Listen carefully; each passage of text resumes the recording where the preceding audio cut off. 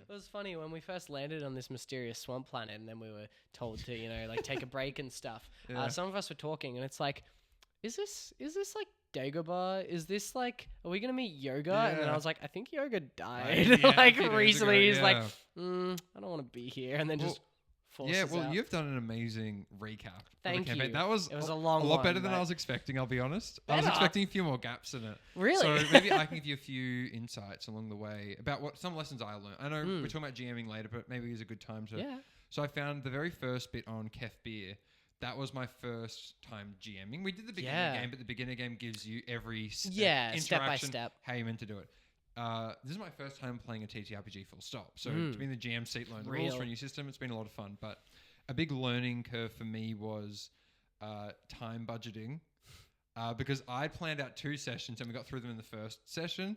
But then other things I would assume would take 5 minutes and it took a few hours. And then I had to cut a session in half effectively. So time management is a big thing. And I learnt in the first session, being comfortable, I think was the big thing because I was probably a bit self-conscious. It was, even when you're with friends, you're comfortable around it. Still, you're playing make-believe, putting on a voice, doing voices.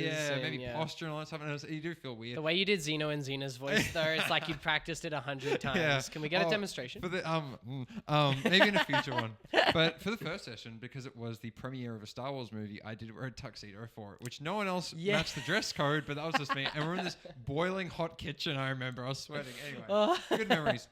And I found on the Eridu part, a big thing which maybe we'll get into later is I struggled a lot at the beginning trying to deal with the group failing checks because in my head I had it written like a book. Yeah, I was like, you do this, you succeed everything, and nothing's going to go wrong. And you succeed in these ways. Yeah, in these ways, and this is the only way you can do it because this is how I'm thinking you have to do it. And I found one of the things I did early on, which I did feel bad, and it's something I'm really trying to improve on, was when your interactions don't go well with NPCs, they don't just resort to violence. Because I had that happen. A conversation wasn't going well. Look, I'll be honest. You did say there's a bounty on your head, and you pulled out your weapon. So it didn't help. But maybe I was joking. Yeah, I know. Yeah, but as if I was joking. And then the guy pulled out his blaster and started shooting at you. And I was like, look, maybe I could have drawn that out a little bit more to have a bit more interaction. Because personally, I prefer the RPG over the combat. I think the character interactions is what make it a game. If you want combat, play a board game to roll dice. Really? It is fun, but and the combat, it always goes longer than I expect. It does. Maybe that's something to work on. And I couldn't imagine doing it. You do a campaign with like 6 or 7 6 people. Players. I couldn't imagine how long the combat goes for. But when there's combat in a session, it is a combat session. Yeah, okay, yeah. And that's something I want. I want to have a bit of combat, but I don't want to be the driving force. And with the Force Cave Vision session, I purposely chose to not have any combat because I was like, this needs to be character driven, needs to be character heavy. And something I did with that session is I decided to have the biggest trough and the biggest peak you can. The biggest trough being the Dark Side Cave because you're alone. Everything's on the table. There's no... the characters wouldn't know this. No, your characters know this. The dark side knows this. The dark side doesn't have any asymmetrical information. You can explain anything you want as it's a dark side. But then when you get out of the cave, you meet the mysterious stranger, and it is the complete opposite of the dark side cave. And it's how do the characters deal with these intense? I mean, it's been a busy week for them. Let's give them that away. This hasn't been a kind week. They've been bombed on a city. Everywhere the Empire's tracking them, The day they started making friends with Lauren... He leaves. He sacrifices himself. And I found the mysterious stranger, what he was meant to represent was a new way of looking at things. And I maybe did play... For Lychee, her whole thing was she loves people. And obviously the Jedi Code and Lauren Tavik were saying you can't love people. Can't have attachments. But then the mysterious stranger, who a few days before... The only reason the galaxy is still alive is because he loved his father. What did he do? I can't remember. But so a big thing was the only reason the Empire fell and why he was alive was because he loved his father and his father loved him. He didn't make the same mistakes that the Jedi of old did that Lauren wants Lychee to make. Lychee on the path, and he said, "Love won't condemn you, love will save you." Which I'll be honest, I did steal that from Joe Lee Bindo in Knights of the Old Republic. He was like a maybe kind of like a Qui-Gon, but a bit more. He didn't quite like what the Jedi were becoming, and he was a bit more in tune with the Force. And that was a quote from him, and that's a quote that stuck with me since I played that game. Was "Love won't condemn you, love will save you." And I think that's the theme of Star Wars is love. Gorgeous. And then I found for Gon Mori, I was thinking, how do I balance the, yes, you can save people, but you have to let go? Because once again, the mysterious stranger, his mentor in that hut, he went, and his father has passed recently, and he's had to learn the ability to let go, because if you don't let go, that will lead to attachments, jealousy, hate, the dark side. Yeah, like one of the reasons of the Jedi have the don't form attachments is because if you have attachments, you won't be able to let them go. Yeah, yeah. But the mysterious stranger has found like that balance. Part of life is love, but then also part of life is death. And not to steal the Ancient Ones quote from Doctor Strange, but death is what makes life meaningful. I was going to put that quote in, but I thought it had been a bit too on the nose, so I decided to pull that back. And then Zer is very concerned about legacy and being remembered, because as a child, no one cared about him. And the mysterious stranger said to him, look, in 10,000 years' time, no one's going to remember any of us.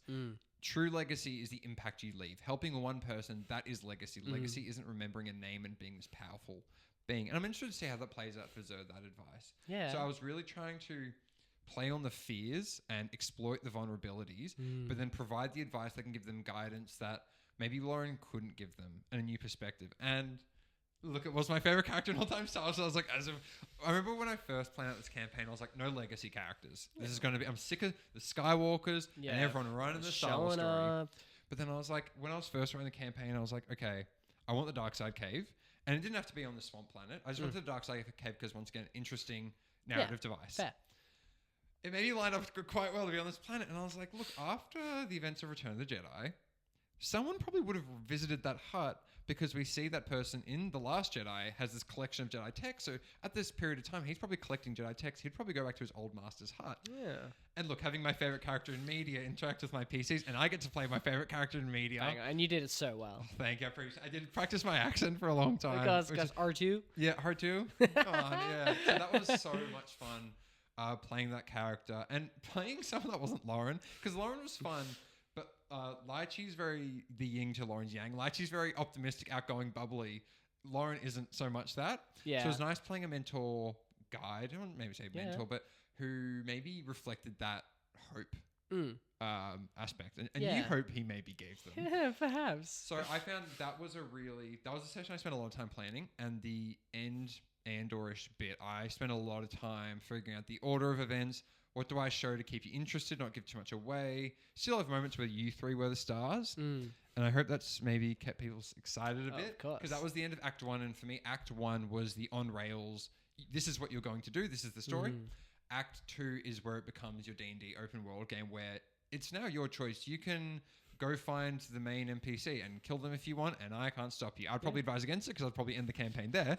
But I will not tell you no. But so I'm excited for this part now. It really opens up. So now that we've maybe talked about the story, we should talk about how does the story actually happen? And it happens through a series of dice rolls. Oh, which yeah. we have the Mechanics, dice here. baby.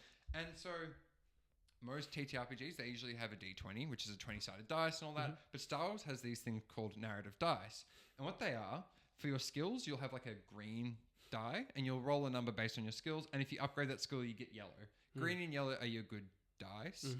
And then the opposite of that, purple are the ones that you go up against. So when you're trying to fix a ship, I might say, it's about 2 purple because it's hard. So you get purple dice. And if I want to be mean, I throw a red dice on. The black and blue dice, the blue one helps you. The black one is more of a setback. These are little narrative things. So if you're trying to run, but it's raining, I might add a black dice because it's raining. Or if you're trying to look somewhere it's foggy, I'll add a black dice. But if you're doing a surgery on someone you've performed surgery on many times before, you'll get a blue die because you know that person quite well. So what these are called narrative dice. And the interesting thing is that they both have success and failure symbols. And you cancel the success and the failure out from each other. So rather than it being a number, you're cancelling symbols. So if you succeed the action, then you succeed. That's great. If you fail, you fail. And you succeed only if you have more successes than failures. Yeah. If it's equal, it's automatically just a failure. And then then there's another symbol, which is like the Republic symbol. Maybe I'll hold it a bit closer to the camera. You could probably get photos of these. Maybe I'll put up photos of these. And this is called advantage, and the corresponding one is your disadvantage. And these are the more narrative side of not the skill check. So if you get more advantage than disadvantage, you have a positive consequence to what you do. But if you get more disadvantage, even if you succeed, there's a negative consequence. And this is where I think the narrative really comes alive, because you can succeed and there could be a good consequence, or there can be a bad consequence. For example, you hack into your computer, but you trip the silent alarm. Or you could fail a check and you actually have a positive consequence, which I think is the more interesting one. Like, you try hacking a computer, you fail, but by failing, you actually like kind of like do something weird to it, and a data disk comes out of it. You don't know what data disk is, but it's something for future, and I think that's what lead. Yeah, it gives you a new lead, and then the ultra mega symbols on the dice. Oh, these are crazy. Are the triumph symbol and the despair symbol. So these are the ones where these will flip a story on its head, and they will make, if you get the triumph, you get to do what, it's pretty much a nat 20 is what people know it as. Yeah. You can do whatever you want, you succeed a massive amount, and it's great. Despair, it can be a bit ridiculous. Yeah, you can. I'm pretty flexible because it's meant to be fun. It's pretty rare to get one. There's only one side on the upgraded dice that can so roll it's hard to get it. And then the opposite of that is the despair symbol on the red die, and that means I get to have a lot of fun if you roll it because I can just say, "Oh, your weapon breaks," or I can say the Empire is here now. Yeah. So what I find really interesting. Oh, and what's crazy is you can have a triumph and a despair coexist at the same time. They don't cancel each other out. So you can have this amazing thing happen. But this horrible thing happens, like you're trying to hack into the door in a prison cell. The triumph is you open up all the doors. The despair is that you let up some raftars and wampus and all the creatures come out. So it's a great, we could do it the other way around, but I think it's a great way of telling a narrative. And look, I don't want to poo-poo on D&D, but from what I can tell from D&D, you don't get to roll one dice, or you get some booster dice. So it means you succeed or fail, and it's quite binary. Whereas with these, you can fail with a positive consequence and you can have a triumph all in the same thing. And as a GM, it's difficult to figure out what to do, but I think it makes such interesting storytelling because you get new curveballs and new ideas. I'm really interested to hear what you think as a player and having played D&D. What do you think of the narrative dice, and do they give you a lot more flexibility in how you can tell a story and even give you ideas on how things can happen?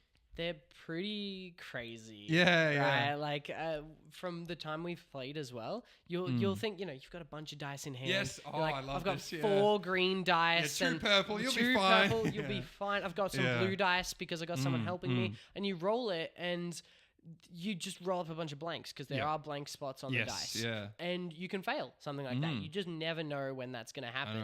You really want to upgrade your dice, and you want to get even the advantages, they only give you a small advantage, but it can be a lot. Yeah. So it's very exciting, the whole difference of it.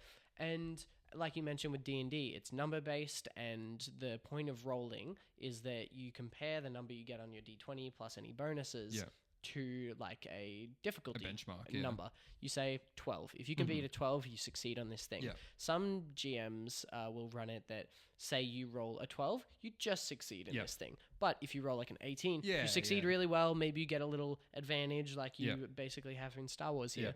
And so they're very different systems, definitely. I do get frustrated rolling the Star Wars dice sometimes because it feels like, what is the chance? At least when you roll a d20, you're like, all right, a 2. It was a 1 in 20 chance I'd get a 2. You know, you just it's a little maybe unintuitive, but it is really fun. And a lot of the symbols on the dice say the advantages. So, you could succeed and you get 2 advantages with it. If you don't have much of an idea of what does 2 advantages exactly translate to, there are rules in the game that say you can, for spending 2 advantage points, you can do this thing. Or for spending 1, you can do this thing. If you have 2, you can spend 1 twice on it or something. Or and that gives you direction when you don't always want to come up with a really creative thing that happens. And so, you get those advantage rolls, and say you're doing a medicine check. I think it's that every success that you get is a wound healed, and every advantage you get is a strain healed, which is kind of like your stamina compared to your health. And so, very, very different dice sort of game. And even the way that you get the dice and you upgrade the dice is very different to D&D. The only time you'd be rolling multiple dice in D&D is when you have advantage or disadvantage, which you'd only have 2 dice, basically, unless you homebrewed the super advantage sort of thing. Or if you're rolling damage, in which case you're a rogue and you sneak attacked and you roll 1 million dice, which can be fun. And the fun thing about rolling damage in D&D is that you've already hit. Now everything you roll here is points that you are doing damage of. Whereas in this game, if you roll an attack, the damage you deal is based on how much you succeed by. If you just succeed by the 1 point, you get that 1 point plus like the base damage of the weapon, I'm pretty sure. So you may have noticed a bit of a cut there. We realized we ran out of storage at some point with the audio file, so you've probably been listening to the iPhone recordings for a bit. Hopefully now we're back on the microphones. So we've just been talking about the D&D system a bit and the dice rolling and the leveling up and all that fun stuff. So maybe I thought we could talk about GMing in general. Yeah. Obviously, my perspective is this game, and your perspective maybe D&D, maybe what you've noticed playing this game. For me, the biggest part of GMing, and you can probably tell this from last week's episode, is the music. For me, music informs the story so much. It puts the players into the moment and really into the mindset. And maybe I'm cheating a bit here because I've got the library of Star Wars to pull from. It's very tailored to... Yes, so like D&D, you've got to find fantasy music, whereas Star Wars, I'm like, okay, if I want an underworld theme, Episode 2 did that. If I want the Empire's theme, I can just use the most recognizable piece of music in cinema history. And I've done that a few times. Like, I just play the Imperial March, and you have to run. And I think that's the power the music has in the campaign. Or I've maybe used the Force theme only once or twice, very impactfully, and it adds that emphasis. And maybe that's me using a crutch of someone else's storytelling to enhance mine. But I think that's what I love about this campaign is I get to use the music I love in ways that maybe you might not notice it, but maybe it puts you in the moment a bit more. For example, one that I was listening to for weeks and months was the Past and Present suite from Andor. And when I was listening to that music, I was playing in my head what I was going to say to you. I was thinking of the scenes, I was cutting out scenes, adding scenes, how would I describe them? And for me, the power of music in a TTRPG really puts you in the moment. And maybe it's more to put me in the moment, because when I hear that music, for example, when we did the Dark Side Cave, it was confronting the past from Star Wars Jedi Fallen Order. Oh, yeah. And that was a piece of music. I'd listen to that when I was writing the session, and that would put me in the mindset of the Dark Side Cave. And when I played it for you guys, maybe you noticed it, maybe you didn't. But for me, maybe it put me more in the moment so I could tell a better story. So I think for me, I'm incredibly lucky. I've got 11 movies, and video games are great because something I mentioned last week was video games, they don't always play at specific moments, because when you're playing a game, you can't tell what the player is doing, so you can't have the musical beat hit when you want it to. So it's much more generalized. So it's more like generalized. That's why I found video game music has been really helpful, more so for combat. I find I've tried using like on rails music to do some segments, and I find some difficulty scripting that. But I think for me, music plays such an important role, and especially Star Wars has a defined semantic music field. We know what Star Wars sounds like. We know what it doesn't sound like, and I think there's just music for every aspect of what I want to tell. If I want to tell the criminal underworld, if I want to do the Empire, if I want to do the Force, the Jedi, the Sith, all of it, I have an amazing library to pull from. So I'm interested to hear what you think about the role of music in these kinds of games. Yeah, well, like totally right that like being a Star Wars campaign, it's set for you. It's ready. How like a lot of the conventions of Star Wars can just be taken from this song is playing, you know what that means. And it really helps. You kind of run your game like you're watching a show or a movie. Even the meta-narrative mention to the camera and using music in that way to just, describe certain things. In my campaign, I've been running it for a long time. I've kind of got a long list of music, but I usually come to the same sort of classics. It's an intense battle. It's a surprise. Or right now it's a very calm moment around the campfire type of thing. What's the night sky is clear. And I have some sort of, classics I kind of go to, which has come to end up kind of being that those songs for me are indicative of my D&D campaign. They always play in my campaigns, and they're usually around the same sort of like themes going on. And it functions really well. Like using good music, I'm always about music. I need music playing. It's great for ambience. And in my campaign, I use a lot of different video game music for the most part. Some that come to mind, I use some Super Mario Galaxy. There's Luma's like lullaby for some sad moments, or Rosalina's lullaby. There's very like spacey sort of silent ambience with like beautiful piano notes and stuff going that do really well when the party is laying down around a campfire and seeing the open sky above them type of thing. I use a lot of Fire Emblem music for combat because I love Fire Emblem, and it is a fantasy, game that takes place on like big battlefields and stuff. The music is made for sweeping, windy, battlefields. It works really well for it. Right now, my group is playing Curse of Strahd, and so there's a lot more, like zombie ghost sort of music going on. Yeah. Recently, Deltarune Chapter 3 and 4 released, and I loved those. And in Chapter 4, there's a boss fight where you fight this Halloween pumpkin, guy named Jackenstein. And his theme, A Dark Zone, is so like ghost house, like Halloween sounding and everything. And since the party is like in the middle of a dungeon right now in my campaign, I thought, let's chuck in a fun encounter. They met an animated broom, which came into the room sweeping the floor. And it's like a broom, it's like sweeping the floor. It looks like it's dancing. Yeah. And so it came in and this, spooky, jokey kind of music began playing, because even though the campaign's supposed to be menacing and serious a lot of the time, you want those moments where, it can be a bit more fun. Yeah. So the broom comes in, this music's playing, and it walks over to someone and it smacks them over the head. Yeah. And then they're like, oh, all right. And then because of the music going and because the broom, like I'm describing it as dancing side to side, the next player recognizes, oh, I should dance with it. Oh, I didn't prompt that they had to. Yeah. And so that player starts dancing, and I describe, right, how does your character dance and everything. And then soon enough, they're all dancing to this funky music playing. And it's a great encounter. And then it ends, and the broom's happy that everyone's dancing, and it befriends them. So now they have an animated broom that's like happy to hang out with them. Yeah. And that's like a tiny moment. I'll probably never use that theme in the game again, but it was this like funky little dance tune. It definitely made the encounter. I really enjoy that song. Yeah. And it's kind of like a bit of fan service just for me. That I'm like, it's nice. my campaign. I want to use the creative things I'm into. I'm going to put in A Dark Zone. And it was such a vibe. Yeah. So, I mean, music, it's great for it. You've got however many sort of different moods and things you could convey through using it. There's obviously lots of downtime in TTRPGs when people are just talking and you don't want things necessarily that are too intense or too all over the place. Like some Star Wars themes, like you mentioned, because they're not general music like in games.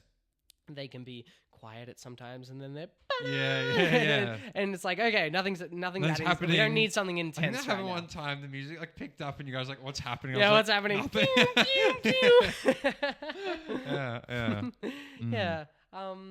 I do think in general, I could stand to find more music. Yeah, I could stand to use more ambience in my campaign along with that. I just sort of fall back to those classics a lot of the time. Yeah, you know awesome. What I mean? Yeah. Something else I found with GMing, and this is something I'm probably still learning, is how to deal with failure. Because failure is more interesting than succeeding, in my opinion, because obviously it adds the curveball. And, if everything was to succeed, go read a book. If you want to have that. And I find, like I said earlier, if you guys failed an interaction, I'll be like, okay, goes to violence. Whereas now I'm trying to... Sometimes I've just said you kind of just have a moment to think about, which you guys have been great with. But I've watched this great YouTuber, his name is Tabletop Empire, and his whole channel is just about the Star Wars TTRPG, and he does great resources all about the game. And one thing he said about GMing failures, he says, after you've done a session, think about when you didn't deal with the situation too well. Like if it failed and you feel like you could have done more interesting, write down 3 different ways you could have had that happen, an alternate outcome. So, I think a big thing is failure... Something that I'm going to try to action a bit more. Failure doesn't always mean that you don't succeed. It might mean that you do succeed, but there's a massive negative consequence. Like, yes, you get the speed of working, but it breaks down every kilometer maybe, or it makes a really loud noise, but that could be a disadvantage. So I think something I'm still trying to learn is it's hard because, for example, if you're trying to open a door and the only way you can open the door is by hacking the terminal, and if you fail hacking the terminal, the rules say you shouldn't be allowed to try that again. But then it's how do I then let you get through the door? I need you to get through the door. Yes, you could try attacking the door, shooting the door, doing something else. Or a big issue we've had, jumping to hyperspace. Oh, real. We've had to roll the dice like 6 times over sometimes. Exactly. And I think we've done well that you come up with new excuses. I didn't try this thing. Bypassing the accelerator. So that's why I can roll again. Which even the mysterious stranger knew about bypassing the accelerator. But I found it is something I'm still trying to deal with because, like I said, so when you fail the hyperdrive, the rules would say you're not allowed to try again for a long time. Whereas I'm like, obviously I'm not going to make you sit in deep space or have the Empire attacking you because, look, none of us are interested in telling that story. And ultimately, like I said, the rules are a guideline for us to interpret how we want to. Yep. A little side tangent, some homebrewing we've done is adding Serenity. Yeah. So with the Force, the way it's meant to work is if you're all the light side, you can use the Force powers. If you're all the dark side, you can use it, but your character suffers a strain and you take a dark side you have like a morality meter, starts off at 50. You do dark side stuff, it goes down to the dark side. But if you kill people, torture people, don't help people, you get dark side points. But in the core rule set, if you do light side things, if you save a life, if you do acts of charity, generosity, you actually don't gain any light side points. The way it works is you do 7 dark side points in the session, then you roll a d10 and you subtract the dark side point from that. So if you rolled a 10, you got a 7, you went up 3 towards the light side. But if you rolled a 2 and you did 7, you went 5 to the dark side. And something I felt was, so if your character sits on the ship and does nothing for the whole campaign, they will get 100 to the light side and they will be this enlightened being. And I was like, that is not thematic. That is not a narrative thing. So I looked online. It's called the Serenity system, and it works the same as pretty much the dark side, but it's the opposite. So when you roll a light side, you still choose to use it and you get 1 light side point. Certain actions give you light side points and you cancel it out against your dark side points. And I found the dark side doesn't give you strain, because I didn't want to disincentivize the dark side too much, because I think it's more interesting if characters tap into the dark side, and I don't want you to be punished in the system of the game for using the dark side. I want to make sure it's a choice that, once again, for me, narrative is more important.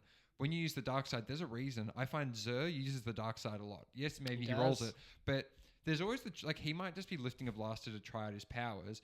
He doesn't have to use, as a player, if he doesn't want to get dark side points, don't use it. Yeah. But he will still use it because Xur would be angry and he grabs the blaster rather than levitating it. It's great. It's another use of a meta, mechanical sense that you can use to roleplay with. There'll be times where Gonmori rolls and she could do this thing if she just takes that bit of the dark side. But she is a very disciplined character and she knows better than to give in to something that so easily just because she wants to do something. 100%. I mean, last session when the mysterious stranger, just him turning around and looking at us before he said anything, we all gained 3 serenity. And that's one of those meta ways you can tell your players all the live long day you feel at peace, you feel this or that. But when you actually give them 3 serenity just for looking upon him, you're like, whoa, this guy, horror farming. Exactly. So getting back to what we talked about earlier with failure, do you have any tools you use where if the party doesn't succeed at something but you need them to, how do you work around those things? Or in between sessions, how do you work on that skill? It's really difficult because for a while especially, I struggled with this feeling that the party's doing too well at things. They never get beat down, and so triumphs don't feel as great. And so I considered times what sort of failures can a party really experience? Because they can get hit, they can get hurt, but they'll have a single long rest, and in D&D you have a long rest, you heal all of everything, you get all your spell slots, everything like that. And so it's is it really a failure to get slashed or beaten in that sort of way? And so I consider managing those types of things, failing skill checks where you need someone to succeed. It's I've had my time of struggling with maybe do this again or try that again or something like that. But sometimes when something needs to succeed, they'll roll for it. Yeah. And I don't tell in Star Wars, one thing I say that I think the dice has a problem with is that it's very binary. You succeed or you don't succeed. But in D&D, when the player rolls the dice, they don't know what challenge rating you've set, what AC. AC. They don't know what number you've set. Yeah. And I'm not saying as a GM you should fudge the numbers so that they definitely succeed. Yeah. But if they're doing something minor that you need them to succeed at, they roll a 2. In general, an easy task is about a 5, unless it's a task that you can do with no difficulty at all whatsoever. But they roll a 2. Maybe your character has a -3 strength and you've rolled, a 5 and you went down to that. You could fail them, and that would just be annoying. It's well, what do we do now? Or you could just make it this was a really easy thing. You fumbled and you tripped over. Sometimes a difficulty or a failure is genuinely just a chance for roleplay. Okay. That, you made the skill check, you use the dice, but the dice aren't going to decide whether you can do something or not. Yeah. They're going to decide how you play this scenario. Yeah. And so you try to open the door. You push on it with all your might and it just won't budge and you look ridiculous, and then another member of the party just and then you fall over and it's funny, and they can roleplay that, they can make a funny voice and stuff, and that's just a moment of you rolled the dice, that's fun. Right. And that's kind of the conclusion I've come to in the end. When it comes to high stakes, important things, and it's like, you know, you need a 15 like to be able to do this thing, then I say it becomes a lot more difficult. But in general, if you need someone to be able to do something for them to continue, and it's like imperative they do it, you kind of can't do both, right? If the thing is sufficiently difficult that it's possible for them to fail, and there's no other way they could do this thing, but you need them to do this thing, you got to change one of those things. There's got to be another way they could do it, or you got to make it impossible for them to fail. Yeah. Or you got to like let them try it over and over again or something. There's always got to be that like leeway you give, you know. And something we've done in Star Wars is the hyperdrive hasn't gone. Try again. It's getting more intense. The TIE fighters are getting closer. That's your failure. Okay. That they're getting closer. You're not getting it done in time, but you have another chance to try it. And I think that functions pretty well. It also depends on the game and depends on the exact encounter you're in. Say for the dancing encounter that I mentioned, I had the players roll to sufficiently dance. And I said, hey, you know, depending on what type of dance moves you use, you can choose which stat you use. You can choose which skill if you can justify it to me. Just dance, you know? And so they dance. Some of them didn't dance very well. And so then the broom was dissatisfied with them, gave them a smack over the head, and they had to wait until their next turn to try again at that. And it was, you know, that was really fun. So there's all sorts of failures. Failures can and should be a fun part of the game. Just like everything else should be, you know? Interesting, something else with jamming I found, and this was me first time RPGing, first time GMing, all that. It was really getting in my comfort zone of role-playing. Because to me, role-playing has always been this weird, cringy thing. You know, you see D&D players not giving flack to D&D players, but maybe there's a stereotype out there and you don't want to fit into it, but you are playing this game, so it's a bit too late. I found, for me, I would always be putting up like a wall almost. Like I'd always make my character be stoic, so it's like it's actually not me playing the character. But then I've tried to play a bit more of a wacky character, because in Star Wars there are the wacky little animatronic guys. They are, and you've got to embody that. And you want them. Yeah, but it is hard. Maybe I feel like maybe D&D you might have a consistent tone, whereas Star Wars has really serious moments and really silly ones. Yeah, you think of Empire Strikes Back, you've got Yoda beating up R2-D2 with a stick, but then you have Vader cutting off Luke's hand. Yeah. Those scenes side by side are really stark contrast. And in my campaign, I guess the last session, I tried to make sure that it was a very serious session. But then I find a lot of sessions you have the goofy, silly side and the serious, and maybe I have a bit of difficulty jumping between the two seamlessly, because maybe I get really into one character and inside of me I feel like this is now a serious session, or I feel like this is more of a silly one. And that was not even addressing the point I was talking about getting comfortable. But I think it's just like riding a bike. You just get comfortable over time. Like at first I would feel like, you know, people are judging me, but then I was like, well, we're all sitting down and playing this game together. We're all playing make-believe. We're all in the stars. Exactly. And so I think after a while, and being around a good group of friends where you can tell no one's really judging each other, and it, you know, the more you trust each other, the more fun you'll have. Oh, totally. And the more you keep it to yourself, the less fun you'll have. And this is the kind of game, it's a bit of a secret. There was no reward for playing the game. It is just to have fun. Exactly. There is no monetary reward, no skills. Look, I would say, okay, there are some skills on playing this game, but, you know, there's no like objective. When you finish the game, you get this. But, so I find for me, I feel like I've grown more comfortable. I'm interested to see how that progresses over the course of the game as we maybe open up the campaign, we get new characters, more diverse characters. Try not to spoil it for you too much, of but course. As we get different characters to the ones we've already interacted and seen, how do I approach those? How do I make the voices different? Because I just don't want to keep using my American voice or my natural voice. Yeah, no, definitely. So, but then keeping it interesting. And I think another thing, this is actually a big thing I'm learning, is adjusting to change. That's probably just a life skill to have. But in my mind, when I have a character you're going to interact with, I have a script in my mind. As soon as you deviate from the script, I freeze. And I'm like, I don't know how to respond. Like, I don't know how to improvise and have a normal conversation as the character. I'm like, and what are you going to default to? Yeah, exactly. Or is your character just going to shut off and be like, I don't want to talk to you, basically? And that's maybe something I did earlier on. It was figuring out, how do I play the character and not the script? Because obviously every NPC is a DM. You go, this NPC is here to either give them something or show them something or teach them something. You need to communicate that information. You rarely have an NPC that's just for fun. Maybe you do, but those aren't the bulk of your NPCs. So it's trying to figure out, how do I communicate this information? You usually plan it in your head, the exact sentence they will say to them. Literally, yeah. But then there will come times where it's maybe not appropriate for them to say in a certain way. So that's something I'm still trying to learn. I found maybe the Mysterious Stranger, he was a bit easier because I'm a bit more fun. I feel like I like him a bit more. But someone like Lauren Tavik, I think I found earlier on, I was maybe making him a bit more closed off and distant. Which when I was writing the character initially, my intention wasn't for him to be distant. That was actually me not being comfortable playing the game. Yeah, right. But then it was interesting that the characters then reacted to the way he was acting. And at first I was like, no, that isn't the Lauren Tavik. But then at a point I was like, no, this is who he is now. In the actual game you're playing. It's made it interesting that once again there's been a tension between the three of you, whether to listen to him or not, because he's a mentor. He seems to have a history, but he isn't really a nice guy. He's a bit shut off. He's telling you to do things that don't sound natural. And the only time you see him after he goes is in the Dark Side Cave, and he's telling you you're doing everything wrong. Yeah. So you don't have a healthy relationship, and then you meet this great, your new stepdad. You very much basically. the cool new fun uncle.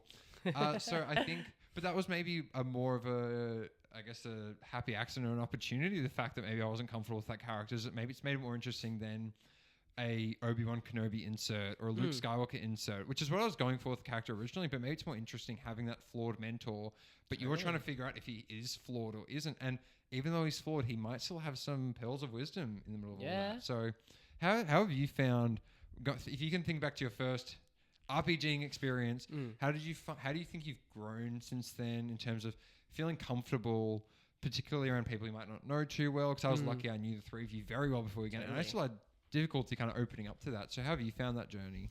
Well, when I started DMing, I wanted to get into D&D, and I invited some friends. I said, hey, like, you know, we should play D&D, try this out.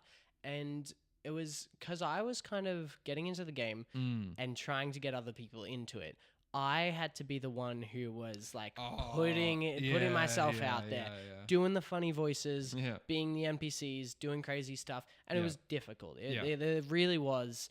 But, you know, I had a group of great players who they'd never done this before, but, you know, they wanted to try it out. And a lot of them started off very, you know, like low key and sort of trying to find their bearings, didn't really know what they were doing in general. But I was playing a little goblin, a little gnome named Pog, and he was a guard who was, you know, bantering with this other guard and talking like, why are you in my cave?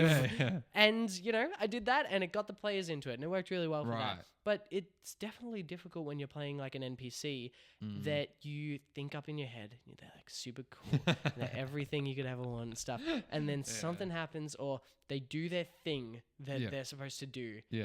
And then it's supposed to be like end scene in your mind, right? Right. And then the party keeps talking to them. It's, where do I go from here? So I was like, the Mysterious Stranger walks off and you're like, we're not done with him. Yeah. I was like, you never told us your name. Just a friend. By the way, I want to mention when the Mysterious Stranger lifted up the ship out of the water, I played Yoda in the X-Wing from Empire Strikes Back, which is the music that plays when Yoda leaves.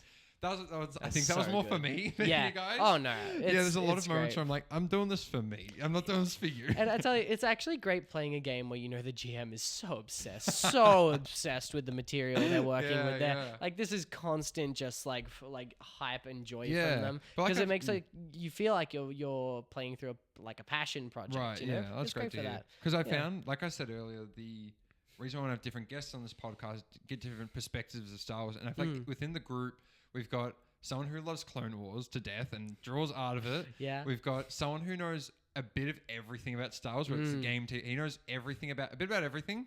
And then we've got you, who I'm saying, but like, who doesn't know Star Wars too well. You know the memes, cultural osmosis, the cultural impact, and you know the conventions of Star Wars, maybe like how certain things act. But you only watch the original trilogy after like session 3. And I have some strong opinions on Disney. Oh, all right, yeah, maybe on the next episode. Yeah, but yeah, I think it's what I love is those different perspectives, because something will happen with the character, and someone will go, "Oh my god, is this?" And then you're just like, what is going on? Yeah. There have been a few times where I'm like, oh, they won't pick up on this. And then someone picks up straight away what's happening. I'm like, when Lauren pulled the yellow lightsaber and Trin is like, he was a temple guard. It's like, let me have this cool moment first. Well done. And then me, when Lauren like showed his lightsaber off for the first time, and the way you described it, I was like, what could he possibly be talking about? It's a lightsaber. Yeah. And I didn't even... Lights. What else with the metal object the Jedi's carrying around? Yeah. So, but Ridiculous. that's what I love. It's because I wouldn't want to play with all these Star Wars nerds because it would just be it'd be a similar experience for all of them. Whereas you get this diversity of experience. Because when I was doing the Andor-esque scene, I was explaining one of the things, and afterwards, one of the player goes, did you copy that from a video game? And I was like, no, definitely not. I thought, because I was like, this is like a niche pull from one of the games. No one will know this. And he straight away picked up. And that's what I love, is everyone brings a different perspective, different interests, what they like. I love the original trilogy a lot. So obviously it's set after 6, but I feel like most of the players kind of like the prequel trilogy. So maybe I'm injecting a bit of the prequels, still setting up a bit of the Mandoverse, bit of the sequel content. So it's trying to play in that sandbox of Star Wars and recognizing everyone loves their own part of Star Wars, and the part of our love of Star Wars won't be the same as everyone else. But that's what makes it such a great community, is everyone has their own little corner, and when we all come together, it's like this beautiful creation we're all making together. And especially when we've got Trin's art, I mean, phenomenal. that just elevates. I think So that's what good. motivates me to like write a bit more. I was like, when you can actually see the scenes being made, It's really incredible. motivating. Yeah, I mean, something that I oftentimes think about with GMing and that is that the player investment is the point. It's like why you're GMing. You know, you're doing it for yourself because you want this cool world and everything like that. But you want your players to love it, and you want your players to have that game they can come to and really enjoy. And you know, that's what it's sort of all about. I mean, when you run this game for us, like it's just so much fun. Like I love it. Yeah. And you know, with your mention of how you're using all different parts of the universe, and I mentioned that, you know, you clearly know like so much and about Star Wars, and you're implementing it all, is that it makes this world that I'm playing in and pretty unfamiliar with feel very thick and dense with there's definitely things going on in the universe. When you gave that sort of like look around the galaxy, there are a lot of characters you described. I had no idea who they were. And, you know, I could find out the reference. Or it's just kind of like, it communicates to me, wow, like there's a lot of important stuff going on. And we're like in there amongst everything else going on. I think it works really well in something like Star Wars, which has a lot of pre-established lore from other means. D&D has a lot of that too. But it can be a bit different in the fact that, you know, it's a bit inconsistent sometimes. It's not always super tied together. You can sort of run it from other ways, but on average, you don't have necessarily as much lore that you would just know. Like Star Wars, you can just think this thing happened in this episode on this planet. There's your relation there. If I mention a city like Waterdeep from D&D, you might know it. Oh, that's like where Gale from Baldur's Gate is from and stuff like that, right? But not necessarily as much. If you haven't played Baldur's Gate, you probably wouldn't know about it. You might not know about any other famous wizards and stuff that have come from there. But you know, having a couple D&D campaigns that I've played through my time, my lore has been slowly expanding. And in my most recent campaign, I've been very, like you said, like no legacy characters in Star Wars. I've been very, very like, you know, light-handed, like hand off the trigger about using past characters returning in this campaign because it's set in Barovia, in Curse of Strahd, and Barovia is cut off from the outside world. I can't just put a character and be like, hey, it's me, Lagazi Keenfang. But I did recently, through a flashback sort of sequence where Strahd, Lord of the Land, he sort of gave a connection to each of the players back to the outside world. They've had their memories kind of messed with, but having the fog lifted a little gave them some of those memories from before they came into the fog. And Victor, he's a little auto gnome boy, little robot boy. He had a memory of having been created in a lab, and one of the characters I described was Lagazi Keenfang, who I mentioned before, who is my DMPC. She's my girl. I love her. She's she's the character that's like, that's the cool one, and she's cool and awesome. And, you know, she showed up, and it's always like, you know, super fun fan servicey sort of stuff, like to do that. And then a bunch of my players was like, oh my gosh, it's Lagazi. You know, it's fun to use that sort of outside lore and stuff. And I think you're doing it really well in the campaign. Thank you. All right. I think that's pretty much it for today's episode. I think there's still a lot more to discuss. Totally. I just think of like DMPCing and some more around. Technical things. And I'm talking about like how we do stat blocks for NPCs and all that exciting stuff, but I think we can maybe have another episode going. I think this will be a two-parter There's already. There's a lot to talk about. Yeah, I think we've already gone quite a bit over, so I'm really excited to discuss this more with you, hopefully soon, maybe at different points of the campaign to maybe see what any updates, how we've evolved as players and DMs. So Firstly, you've probably been seeing some amazing art throughout this episode that I've been putting up on screen. That is by Lucy's amazing girlfriend, My gorgeous girlfriend. Her accounts on social media are Squirtle, and we'll put that up on screen now so you can find it. So if you want more Star Wars TTRPG art, you can find it there. Ask her to make more because I won't complain. And it's been great because it really, visualizing the campaign has meant a lot to me. Being able to see these moments play out and like seeing someone create stuff based off something I made up. It was really powerful. The first time I saw her make art, I was quite moved by it. Yeah. Because I was like, this is something I've created and someone's made art of it. So it's been great. And she's done a few like, memes and stuff, which has been so much fun. But it brings the campaign to life a lot more when you can see the characters and see the moments. And she has a really expressive art style. Oh, it's very amazing. unique.